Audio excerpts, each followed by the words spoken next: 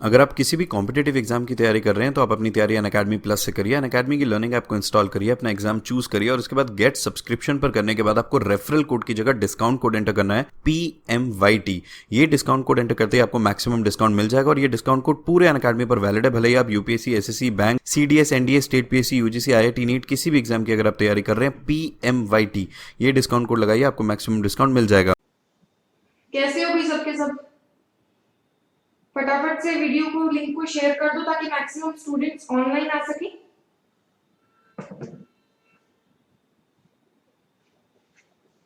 आज के इस सेशन में हम करने वाले हैं क्लोज टेस्ट। ठीक है, आज के सेशन में हम करने वाले हैं क्लोज टेस्ट।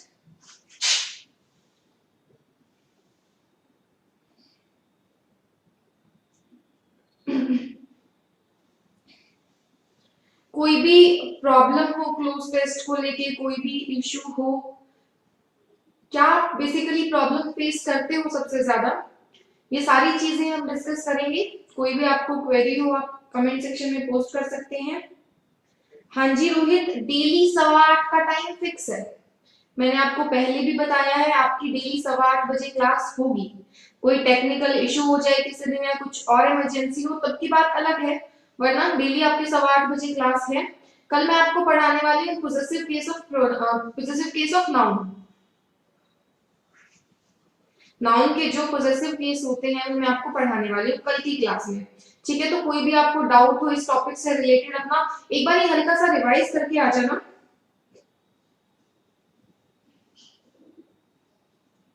गुड इवनिंग विकास।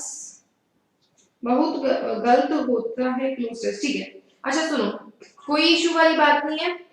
देखो क्लोज टेस्ट बेसिकली क्या होता है, आप रीडिंग कॉम्प्रिहेंशन पैसेज जो होता है उसमें से अगर मैं कुछ वर्ड्स को ओमिट कर लूं तो आपके सामने क्लोज टेस्ट का क्वेश्चन आ जाता है। ठीक है, पहले आपको ये समझना पड़ेगा कि क्लोज टेस्ट क्या है, कैसे हम सॉल्व कर सकते हैं। नमस्ते नकुल। तो समझो कि होता क्या है, ये जो आप स्पेलिंग डिफरेंस देख रहे हो ये क्लोज नहीं होता है, क्लोज। ठीक है, तो क्लोज टेस्ट क्या होता है, आपका अनसीन पैसेज में से अगर मैं कुछ वर्ड्स को ओमिट कर लूं सिस्टमैटिकली तो ये आपके सामने क्लोज टेस्ट का क्वेश्चन निकल के आ जाता है। अब ऑप्शंस गिवन होते हैं क्लोज टेस्ट को करने के लिए। सबसे पहले आपके माइंड में क्या होना चाहिए, सबसे पहले आप ऑप्शंस को रीड कर लो फटाफट से। एक नजर में आप ऑप्शंस को रीड करो। सपोज करो कि एक 5 क्वेश्चंस है, एक क्वेश्चन में 4, तो 20 ऑप्शंस आपके सामने होंगे। 20 में से अगर आपको 15 to 16 वर्ड्स का मीनिंग क्लियर है तो आप इस क्लोज टेस्ट के लिए जाओ। लेकिन अगर आपको सिर्फ 4 या 5 ही वर्ड्स पता है तो इस क्लोज टेस्ट के लिए जाने का कोई फायदा नहीं होगा। समझ रहे हो? टाइम को आप कैसे बचा सकते हो? क्लियर हुई मेरी ये बात?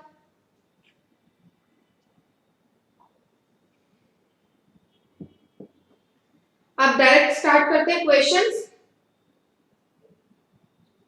फटाफट से इस क्वेश्चन की रीडिंग ले लो।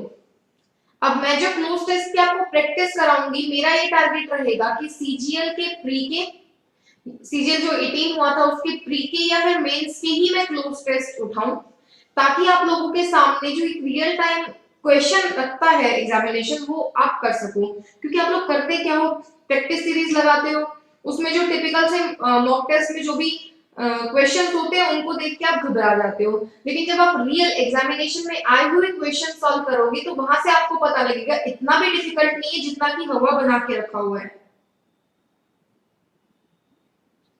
हेलो शिल्पी। पूरा कोर्स तो देखते हैं, बाकी अभी डेली जो सेशन चल रहे हैं आप वो तो अटेंड करो। तो देखो ये पैसेज है, सबसे पहले ऑप्शंस पढ़ लो। ये ऑप्शंस है, फटाफट से ऑप्शंस पढ़ लो कि क्या क्या ऑप्शंस गिवन है।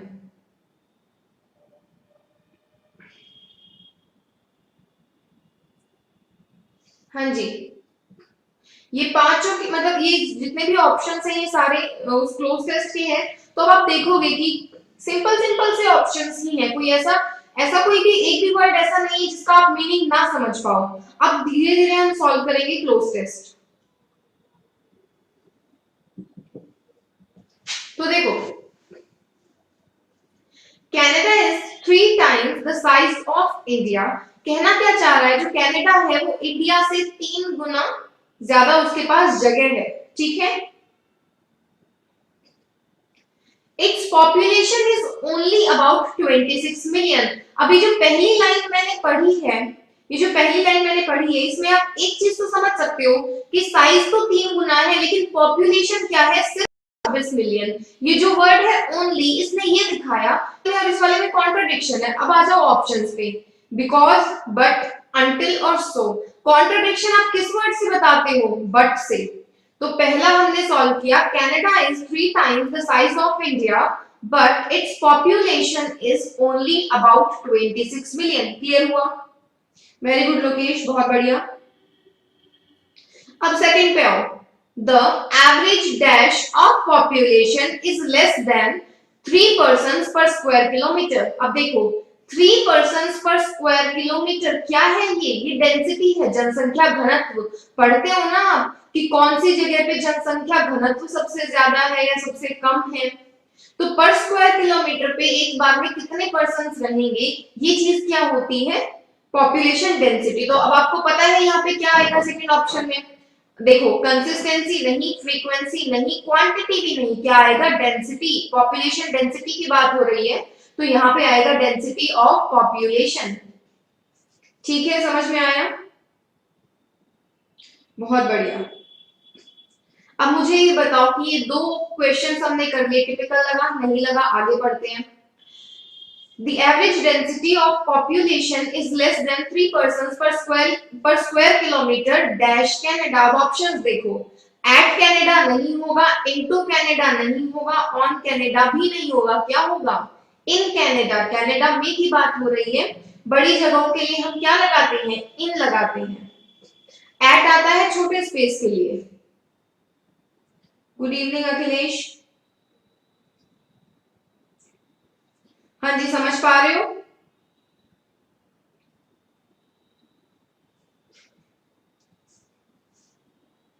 तीन हमने सॉल्व कर लिए, आगे बढ़ते हैं। The distribution of population is highly, क्या आना चाहिए, इनफ्रीक्वेंट, रफ, डिफरिंग या अनइवन। हमें नहीं पता कि क्या आना चाहिए, छोड़ दो, कोई दिक्कत वाली बात नहीं है। जो भी आपको लगे कि आपको नहीं समझ में आ रहा है, उसको छोड़ के आगे बढ़ो, क्योंकि आगे कहीं ना कहीं आपको आंसर मिल ही जाएगा कि क्या आना चाहिए इसमें। तो आगे पढ़ते हैं। Nearly 80% of the people dash in a narrow belt less than 300 km wide along the southern border. The rest of the country has a very sparse population due to excessive cold। अब कह रहा है कि इतने kilometre wide along की जो southern border है, वहां पे तो 80% लोग रह रहे हैं, और बाकी जगहों पे जो पॉपुलेशन है वो बहुत कम और बिखरी हुई है। तो आप खुद देखो ये पॉपुलेशन डिस्ट्रीब्यूशन कैसा हुआ, अनइवन हो गया कि नहीं हो गया? ये जो पॉपुलेशन डिस्ट्रीब्यूशन है ये अनइवन हो गया या नहीं हुआ? समझ में आया? अनइवन का मतलब क्या है, सब जगहों पे एक जैसा नहीं है, कहीं कम कहीं ज्यादा। अब यहाँ पे देखो 80% लोग अगर किसी जगह पे रह रहे हैं, तो वहां पे सर्वाइवल या सबसिस्ट करने जैसी तो कोई सिचुएशन नहीं रहेगी। सर्वाइव क्या होता है, डिफिकल्टी से रहना, ठीक है। अब 80% लोग अगर एक जगह पे रह रहे हैं, तो वहां पे तो सर्वाइव जैसा कुछ नहीं है, वहां पे शांति से रहने वाली बात है। तो यहाँ क्या आ जाएगा, nearly 80% of the people live in a narrow belt less than 300 km wide along the southern border. The rest of the country has very sparse population due to excessive cold। अब ये आप रिमेन नहीं होगा रोहित, समझो remain का मतलब क्या है, बचे कुचे, लेकिन 80% लोग एक जगह पे क्या है, रह रहे हैं, लिव की बात हो रही है। ठीक है, ये आपके सामने हमने पहला क्वेश्चन सॉल्व किया क्लोज टेस्ट का। मुझे फटाफट से आंसर करो, इजी लगा कि डिफिकल्ट लगा? फटाफट से मुझे बताइए कि इजी लग रहा है या डिफिकल्ट लगा?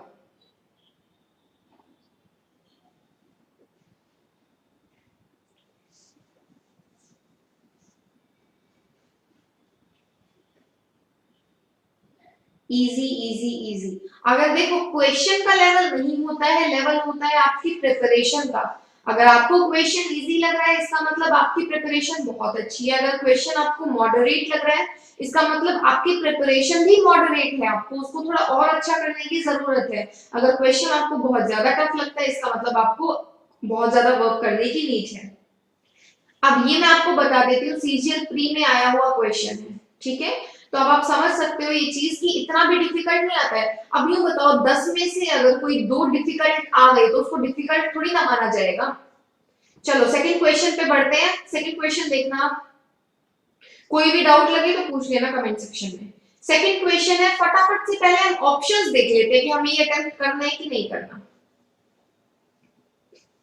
तो देखो, preposition, more, other, another, role, seat, निके, place, country, state, territory, region, at, over, on, to।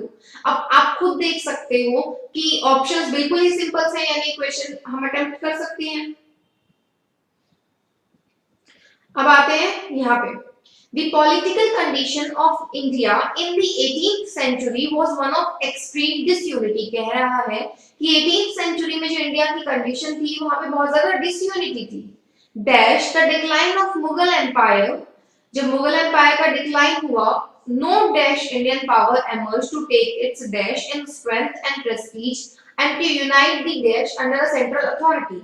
The Marathas who rose dash the position of preeminence among the new Indian states did not prove capable of fulfilling that task। अब यहाँ पे आपको मोटी मोटी बात तो ये समझ में आ गई ना कि ये कहा जा रहा है कि जैसे जैसे मुगल एम्पायर का पतन हुआ उसके साथ ही कोई और इंडियन पावर नहीं एमर्ज हो सकी जो स्ट्रेंथ में और प्रेस्टीज में उसकी जगह ले सके और पूरी कंट्री को एक सेंट्रल अथॉरिटी के नीचे यूनाइट कर सके, ये बात हो रही है। तो मुझे बताओ कि यहाँ पे क्या आएगा, फर्स्ट ऑप्शन में क्या आना चाहिए, विद आएगा, ऑन आएगा, या इन आएगा, या फिर व्हेन आएगा। फर्स्ट ऑप्शन फटाफट से मुझे बताओ, इसमें आएगा with the decline of Mughal empire, Mughal empire के डिक्लाइन के साथ साथ, ठीक है, जैसे उनका डिक्लाइन हुआ, नो डैश इंडियन पावर। अब कोई और की बात हो रही है तो नो मोर नहीं आएगा, वन भी नहीं आएगा, या तो अदर आ सकता है या अनदर आ सकता है। अब आपका ग्रामर बेस्ड क्वेश्चन है कि नो की प्लेसमेंट आप अनदर के साथ नहीं कर सकते हो, क्यों? क्योंकि एन क्या है, एक तरीके से आर्टिकल है, ठीक है, तो एन के साथ फिर आगे आप नो नहीं लगाओगे, आप यूज करोगे नो अदर। तो सेकंड में क्या आ जाएगा, no other Indian power emerged to take its dash, क्या आना चाहिए, थर्ड ऑप्शन बताइए। टेक इट्स व्हाट, रोल आएगा, सीट आएगा, निके आएगा, या प्लेस, किसी का स्थान लेना, ठीक है, किसी का स्थान लेना। तो no other Indian power emerged to take its place in strength and prestige and to unite the dash under a central authority। अब किसको यूनाइट करने की बात हो रही है, कंट्री को, स्टेट को, टेरिटरी को, या रीजन को, बताइए। वेरी गुड, मैं देख रही हूँ स्टूडेंट्स आप लोग बहुत सही आंसर कर रहे हो। किसको यूनाइट करने की बात हो रही है, भी कंट्री को यूनाइट करने की बात हो रही है, ठीक है, तो क्या आ जाएगा, कंट्री।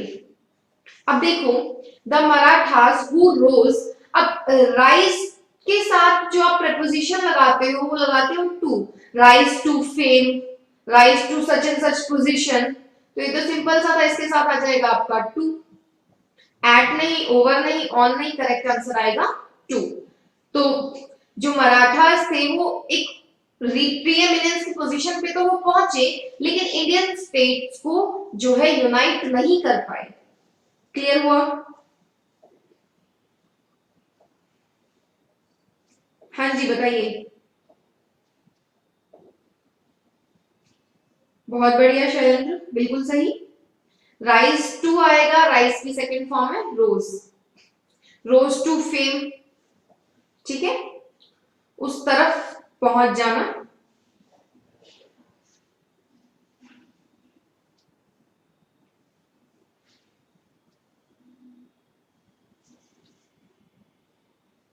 ओके प्रमोद, वैसे मैक्सिमम स्टूडेंट्स का ये होता है कि देखो इंग्लिश में टीच करो या हिंदी में, आपको बेसिकली कंसेप्ट समझने होते हैं। अगर आपको कंसेप्ट समझ में आ रहा है ओके। अब मुझे फटाफट से ये बताओ, ये जो सेकंड क्लोज टेस्ट हमने सॉल्व किया है, इजी था कि डिफिकल्ट था? फटाफट से बता दो सभी स्टूडेंट्स, फटाफट से मुझे आंसर करके बताओ कि ये जो सेकंड क्लोज टेस्ट हमने सॉल्व किया है, इजी? अगर आपको क्वेश्चंस इजी लग रहे हैं तो आप अपनी प्रिपरेशन के लेवल को बता रहे हो कि काफी अच्छे से आप लोग प्रिपेयर कर रहे हो। बहुत बढ़िया। रेडी हो नेक्स्ट क्वेश्चन के लिए? चलो नेक्स्ट क्वेश्चन पे बढ़ते हैं। ये जो मैंने आपको क्लोज टेस्ट कराया है ये भी सीजीएल 18 के प्री का था। नेक्स्ट भी जो क्लोज टेस्ट हम करेंगे वो भी सीजीएल 18 प्री में आया हुआ है। बिल्कुल प्रेपोजिशंस का नॉर्मल इंग्लिश की यूसेज है। तभी तो मैं आपको कह रही हूँ कि सपोज करो 10 क्वेश्चंस क्लोज टेस्ट के पूछे जाते हैं। 10 क्वेश्चन में मतलब एक पैराग्राफ को मैं एक क्वेश्चन ही मान रही हूँ, जैसे ये पूरा एक ही क्वेश्चन है, तो 10 में से अगर 2 बहुत डिफिकल्ट पूछ लिए और 8 इजी टू मॉडरेट पूछ लिए तो लेवल जो है वो इजी टू मॉडरेट ही माना जाएगा। अब ये आपके सामने पैराग्राफ है, फटाफट से क्वेश्चंस देख लेते हैं हम। अब ये देखो कोई भी क्वेश्चन एक फ्रेजल वर्ब वाले पार्ट को हम छोड़ दें एक बार के लिए, वो भी ब्रेक करके है, बहुत ही इजी। ब्रेक वाली जनरली सभी को आती है, तो क्वेश्चंस इजी से हैं। और देखो पहले 3 क्वेश्चंस पे अगर तुम ध्यान दोगे तो ग्रामर बेस्ड है। अब आप बताओ इससे इजी कुछ हो सकता है कि क्लोज टेस्ट ही आपका ग्रामर बेस्ड आ जाए? गुड इवनिंग आरती, कोई दिक्कत नहीं है। इस लेवल का आपको नहीं आएगा। आप ये पूछ रहे हैं, मैं आपको ये बोल रही हूँ कि ये सीजीएल 18 के प्री के हैं, सीजीएल 18 प्री के हैं। नेक्स्ट जो मैं सेशन करवाऊंगी उसमें मैं मेंस के करवाऊंगी, तो आप खुद देख लेना लेवल। लेवल आप लोग डिसाइड करो। बिल्कुल ये क्वेश्चन आए हुए हैं। चलो देखो, during the reign of Aurangzeb, the last of the Mughals, their dash revolts against the empire। अब मुझे फटाफट से बता दो कि क्या आएगा। ऑप्शंस देख लो, वर आएगा, आर आएगा, वॉज आएगा या हैव बीन आएगा। यहाँ पे रिवॉल्ट्स की बात हो रही है। फटाफट से मुझे बताइए कि क्या आना चाहिए।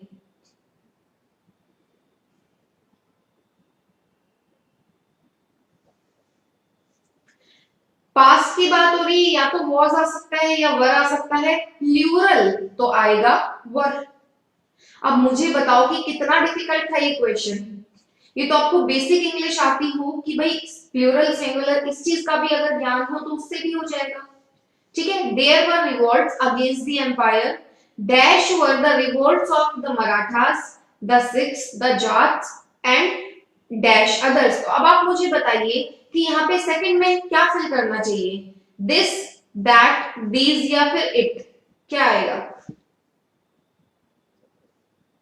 देखो आरती, मुगल्स के लिए नहीं आ रहा, रिवोल्ट्स के लिए आएगा वर। ठीक है, वर आपका ठीक है, बट मुगल्स के लिए नहीं है वर, वर आपका रिवोल्ट्स के लिए है। Good evening Ravindra. अब मुझे बताओ कि प्लूरल आपका वर्ब है तो उसके साथ सब्जेक्ट कैसा आना चाहिए? प्लूरल। आप पूरा ये नहीं भी पढ़ो तो सिर्फ इतनी सी चीजें यहाँ पे देखो, इतनी सी बात पे मैं कह रही हूँ कि प्लूरल वर्ब है तो प्लूरल सब्जेक्ट आएगा। और ऑप्शंस में ये भी सिंगुलर है, ये भी सिंगुलर है और ये भी सिंगुलर है। आंसर आपके सामने क्या आना चाहिए? दीज। ये तो फ्री के नंबर वाला हिसाब किताब है, मतलब ज्यादा ध्यान से नहीं भी पढ़ोगे तो भी आप ये क्वेश्चन अटेम्प्ट कर सकते हो।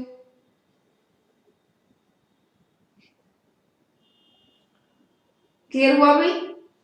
ठीक है, 2 नंबर सॉल्व। अब देखो नेक्स्ट कि these were the revolts of the Marathas, the Sikhs, the Jats and dash others। अब अदर्स की बात हो रही है, अदर्स से पहले क्या आएगा? अदर्स को मैं अगर प्लूरल मानूं तो यहाँ पे क्या आना चाहिए? भाई प्लूरल ही तो आएगा, या कोई ऐसा एडजेक्टिव जो इस प्लूरल को क्वालिफाई कर सके। तो ईच तो नहीं है, सिंगुलर है। एवरी भी नहीं, मोर भी नहीं, क्या आएगा? मैनी। मैनी ही तो आप लगाते हो प्लूरल के साथ। बहुत बढ़िया, कोई बात नहीं रविंद्र। तो आएगा मैनी अदर्स। क्लियर हुआ?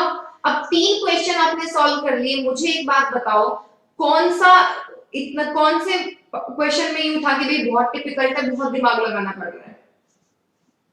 वेरी गुड रामानंद, मैं नहीं आएगा।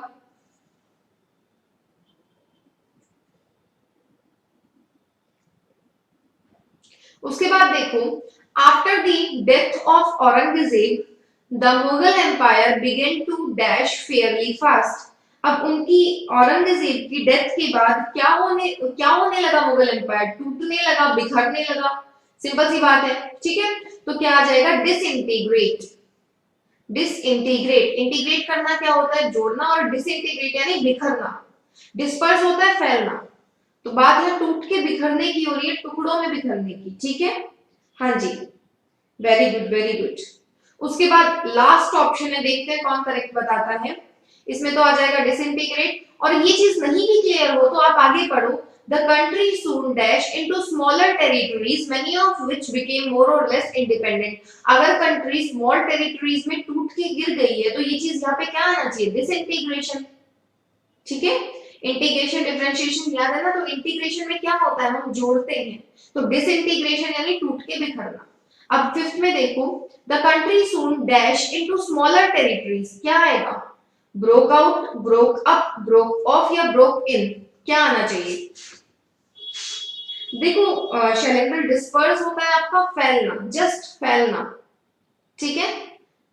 तो बेसिकली डिस्पर्स का अगर हम यूज करते हैं तो ज्यादातर सीड्स वगैरह के सेंस में करते हैं, ठीक है? टूट के गिरना और फैलना दो अलग अलग चीजें हैं, बिल्कुल इतने इजी सीजीएल में आते हैं। देखो, ब्रेकआउट होता है किसी महामारी का फैल जाना, ठीक है? ब्रेकआउट का मतलब क्या है? किसी महामारी का एकदम से फैल जाना। ब्रेक इन, ताला तोड़ के अंदर, जैसे कि चोरी की करने के पर्पज से अंदर जाना या फिर इलीगली एंटर करना। ब्रोक ऑफ, अचानक से टूट जाना, तो आएगा ब्रोक अप। ब्रोक अप का मतलब होता है टूटना, ठीक है? ब्रोक अप का मतलब होता है टूटना, तो इसमें करेक्ट आ जाएगा आपका broke up into smaller territories many of which became more और लेस इंडिपेंडेंट। क्लियर हुआ? हाँ जी, फटाफट से मुझे बताओ कि क्लियर हुआ कि नहीं। अब ये क्वेश्चन आपके सामने था, मुझे ये बताइए कि ये क्वेश्चन आपको क्लियर हुआ कि नहीं, और इजी लगा कि डिफिकल्ट लगा? इजी लगा कि डिफिकल्ट लगा? अगर आप किसी भी कॉम्पिटेटिव एग्जाम की तैयारी कर रहे हैं तो आप अपनी तैयारी अनअकैडमी प्लस से करिए। अनअकैडमी की लर्निंग ऐप को इंस्टॉल करिए, अपना एग्जाम चूज करिए और उसके बाद गेट सब्सक्रिप्शन पर करने के बाद आपको रेफरल कोड की जगह डिस्काउंट कोड एंटर करना है, PMYT। ये डिस्काउंट कोड एंटर करते ही आपको मैक्सिमम डिस्काउंट मिल जाएगा और ये डिस्काउंट कोड पूरे अनअकैडमी पर वैलिड है। भले ही आप UPSC, SSC, bank, CDS, NDA, state PSC, UGC, IIT, NEET किसी भी एग्जाम की अगर आप तैयारी कर रहे हैं, PMYT ये डिस्काउंट कोड लगाइए, आपको मैक्सिमम डिस्काउंट मिल जाएगा।